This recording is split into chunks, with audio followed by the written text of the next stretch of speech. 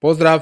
U današnjem videu ćemo proći neka najvažnija događanja u kriptu u posljednjih par dana, pa krenimo redom. Trump je upravo dao Fedu 120 dana da odluči hoće li Coinbase i Ripple postati banke. To je najveći regulatorni potez za kripto, a većina ljudi još to nije ni primijetila. Trump je 19. svibnja potpisao izvršni nalog i dao je Fedu 120 dana da procijeni mogu li i ne bankarske kripto firme dobiti direktan pristup master računima. Master račun je račun koji institucija drži direktno unutar same američke središnje banke, to je najviša razina dolarske infrastrukture, odnosno central bank money, koji trenutno imaju samo licencirane banke. A Fedwire je sustav kroz koji se ti master računi međusobno povezuju i kroz koji dnevno prolazi 5 bilijuna dolara. To je glavni vodovod za high value dolarska plaćanja u Americi. I sad ako Fed kaže da postojeći zakon to dopušta, on mora objaviti aplikacijski proces i odlučiti o svakoj prijavi unutar 90 dana. Udruge već slave i potrošačke grupe to nazivaju deregulacijskom bombom. I sad što to točno znači za kripto? Znači ti master računi koje će oni dobiti znači da kripto firme više ne moraju moliti banke da im rade posao, one postaju ravnopravne s bankama, to znači da će dobiti jeftinije transakcije, brže uplate, da će im marža ostati veća, to je kraj debankinga i nova lavina institucijskog novca koji ulazi u kripto. A sponzor današnjeg videa je OKX. Ako već trgujete kriptom, znate koliko je danas važno imati mjenjačnicu koja nije samo jednostavna za korištenje, nego i sigurna, regulirana te transparentna. OKX je jedna od najvećih svjetskih kriptoburzi, ali i jedna od malobrojnih koja je osigurala EU MiCA licencu, što znači više transparentnosti, viši standard sigurnosti i ozbiljniji pristup cijeloj industriji. Što se samih mogućnosti tiče, OKX nudi praktički sve što kripto korisniku treba na jednom mjestu. Spot trading, futuresi, staking, copy trading, trading botovi, DEX pristup, launchpad projekti i hrpa naprednih alata za aktivne tradere. Ako tražite mjenjačnicu koja kombinira sigurnost, regulaciju, transparentnost i napredne mogućnosti trgovanja, onda je OKX trenutno jedna od najboljih opcija na tržištu. Pa stoga, zašto ne isprobati OKX, pogotovo s obzirom i na cijeli niz bonusa koje nude korisnicima. Samo u bonusima dobrodošlice možete dobiti i do 100 eura. Pa ako vam se sve ovo čini zanimljivim, link za registraciju nalazi se u opisu videa. A poznati Zak XBT opet izaziva dramu.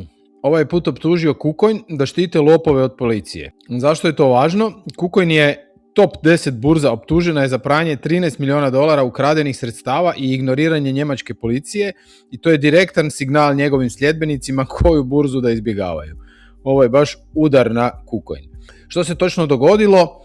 22. svibnja Zak XBT je javno optužio KuCoin da je odbio surađivati s njemačkim cyber detektivima i preko 50 žrtava lažne Ledger Live aplikacije iz Apple Store-a. Znači na Apple Store-u je izašla lažna Ledger aplikacija i ljudi su to skidali, nisu znali da je lažna i naravno izgubili su novac. Preko 9,5 milijuna dolara je ukradeno, troje je izgubilo 7 znamenkaste iznose. Kako je on detektiv za taj blockchain i radi analitiku, on tvrdi da je taj ukradeni novac prošao kroz više od 150 KuCoin depozitnih adresa. Jedan korisnik koji je izgubio 15 godina ušteđevine ponudio je 100.000 dolara javne nagrade Zaku. Znači njegova je izjava da je tim od KuCoina u dosluhu s ovim počiniteljima i da oni to zapravo cijelo vrijeme dopuštaju zato da generiraju fijeve, da ih uopće nije briga. Znači da sumiramo, ljudi su izgubili novac na lažnoj Ledger aplikaciji, trag vodi direktno u KuCoin aplikaciju, a oni njemačkoj policiji već godinu dana ne daju odgovore. Tu sigurno nešto ne štima. Nedavno smo opet proslavili Bitcoin Pizza Day, to je simbolični dan kripta, ali ove godine je prvi put značajno slabiji od prethodne godine. I ovo pada svima teško koji drže Bitcoin kroz ovaj pad od 126.000 na 77.000 koliko je sada. Znači 22.5.2026. obilježena je 16 godišnjica od kad je Laszlo Hanjec platio 10.000 bitcoina za 2 pice. Lani je taj pizza stack vrijedio rekordnih 1,1 milijardu dolara, a ove godine vrijedi na Bitcoin Pizza Day 777 milijuna. To je pad od 328 milijuna u 12 mjeseci. To je najgori godišnji minus na Pizza Day od 2015.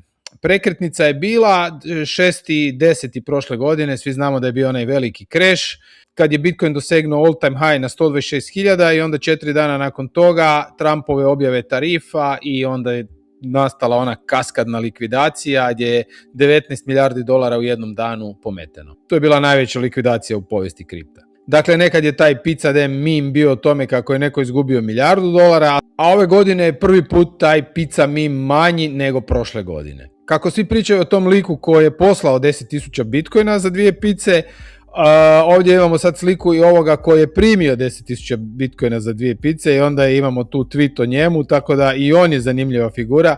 Uglavnom, evo, Bitcoin Pizza Day svake godine bude zanimljiv. Bio je sad prije koji dan, obilježili smo i evo, nadamo se da će druge godine biti Bitcoin puno viši nego što je sada. Tether je progutao SoftBank i sad šta to znači? Tether je do prošlog tjedna dijelio kontrolu nad 21 sa SoftBankom, Japancima koji su imali pravo veta i 2 čovjeka u upravnom odboru.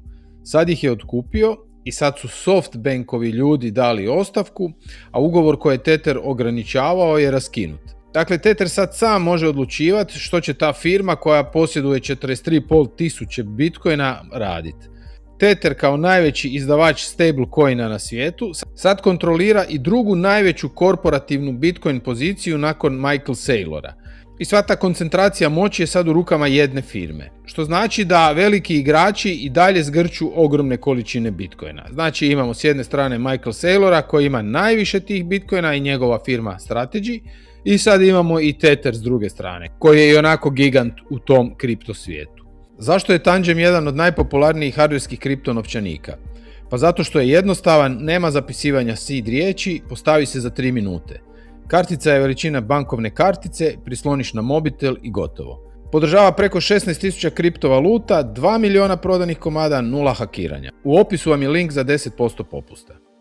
Još jedna zanimljivost na tržištu zadnjih par dana, Hyperliquid ne staje, on je, evo tu mu je cijena od početka, od kad je izbačen, dosegao je novi all time high, prošli all time high je bio prije par mjeseci na 58, a evo sad je tu došao preko 60, čudo je koliko dobar projekt i koliko su dobro to sve posložili.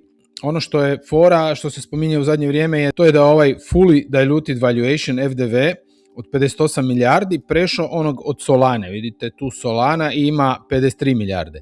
Iako je Solana veći token po market capu, ovo ima 49 miliona, a Hyperliquid ima samo 14. Po ovom tu pokazatelju je prešao. To treba uzeti sa rezervom.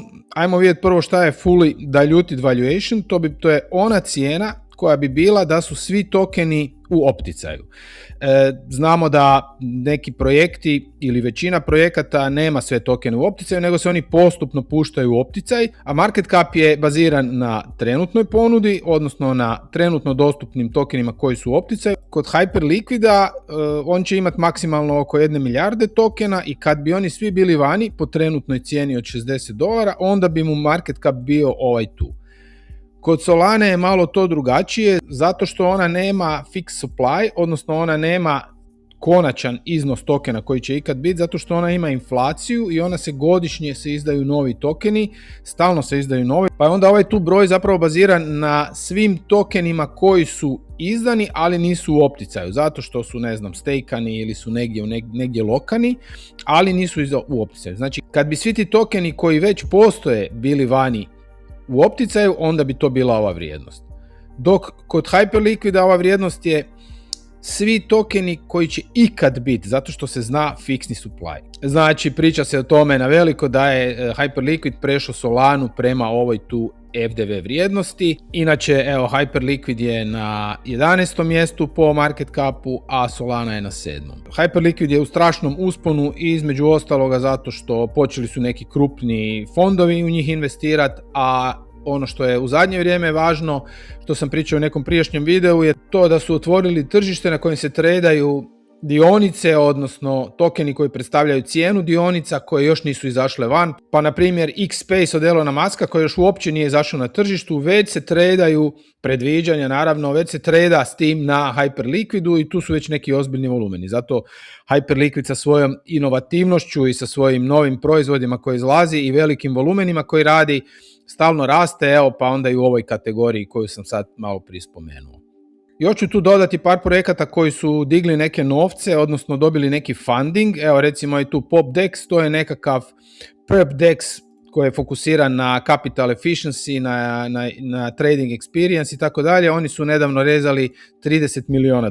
Znači, drugi je ovaj Kalshi. Za Kalshi znamo, to je jedan od najvećih predictions marketa, ali evo sad je dobio još additional, znači dodatnih 200 milijuna je dobio od 2 investitora. Znači, očito je da je to ogromna industrija, taj prediction market, poly market je vodeći ili tu negdje, ali ovaj Kalshi je isto uz bok njemu i evo digli su dodatnih 200 milijuna. Onda imamo nekakav foundation koji je raisao $6,4 milijuna. Imaju nekakav security device, American manufactured security device designed to authorize high-stake digital actions beyond traditional Bitcoin self-custody. Neki uređaj nešto rade u vezi self-custody-a i kaže da, i mislim da se obraćaju tržištu AI agenata. Digli su 6 milijuna. Onda su ovi tu Townsquare, kaže da su digli u pre-A rundi 16,2 milijuna i rade nešto što se tiče institution backed yield to everyone. Znači rade nešto sa nekim yieldom. Vidimo da su tu velika imena koja su uložili u njih.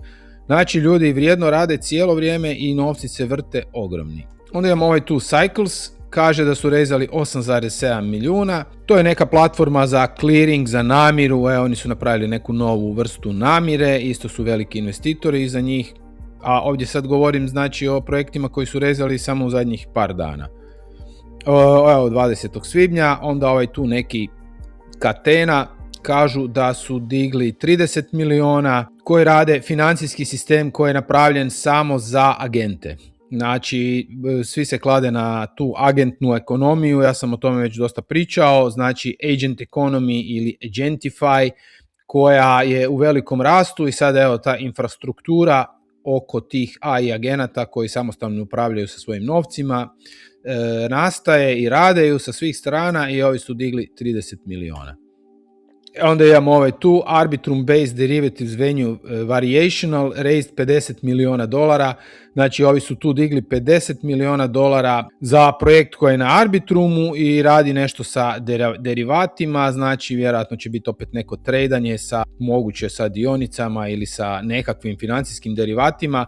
Jako je živo na toj sceni startupa, koliko god je tržište down i sve je nekako zatihnulo, ali evo, ipak se ispod površine događaju velike stvari i ljudi vrte velike novce. Evo, to bi bilo ukratko o događanjima u zadnjih par dana u kriptu. Ako vam je video bio zanimljiv, lajkajte, šerajte i vidimo se u nekom novom videu. Pozdrav!